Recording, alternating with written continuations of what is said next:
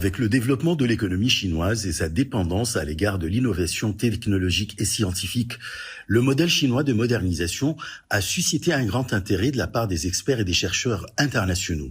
Ils estiment que la concentration de la 3e session plénière du 20e comité central du Parti communiste chinois sur le modèle chinois de modernisation a un impact positif sur le bien-être des peuples chinois et des pays en développement.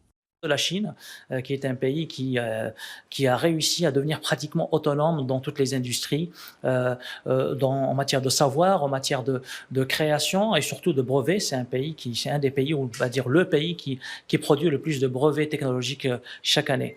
La Chine est devenue quelque part incontournable grâce à un travail acharné des autorités, du peuple chinois. La Chine, c'est un pays qui a réussi quand même à rattraper d'une manière quand même qui a marqué l'histoire, son retard sur le plan technologique. Elle a carrément une maîtrise totale dans tout ce qui est nouvelles technologies, que ce soit dans l'aviation, que ce soit dans les industries, toutes les industries techniques.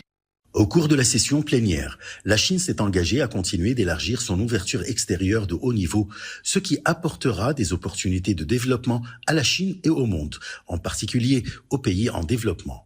En matière d'ouverture, la Chine, je trouve qu'elle a déjà assez fait.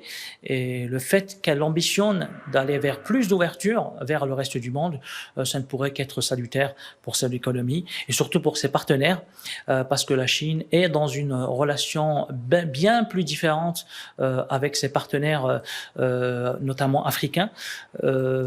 Quand on compare la relation qui s'est beaucoup dégradée entre les bailleurs de fonds traditionnels tels que l'Europe ou les États-Unis et l'Afrique, les pays africains, ou la Chine, ce qu'elle fait aujourd'hui avec les pays africains, ce sont des relations complètement différentes.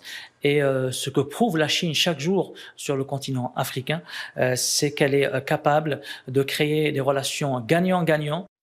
Les experts estiment que la tenue de la 3e session plénière du 20e comité central du Parti communiste chinois poussera l'initiative de développement mondial vers des horizons plus larges et soutiendra la coopération entre la Chine et le monde dans les domaines du commerce, de l'économie et des technologies avancées, réalisant ainsi un développement commun pour tous et construisant une communauté de destin pour l'humanité.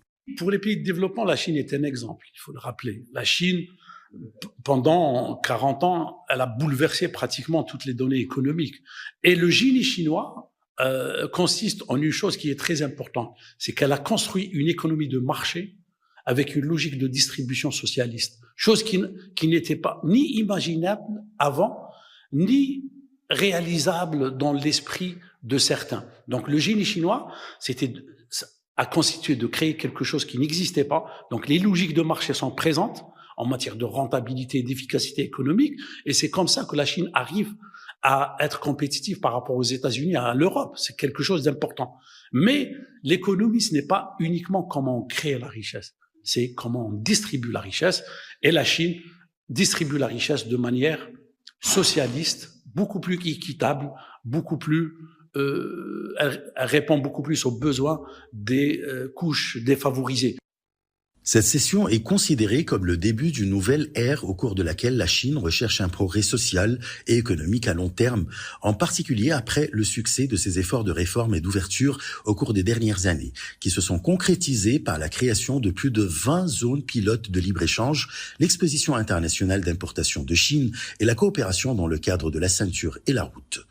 Ashraf Massoud pour CGT1 français.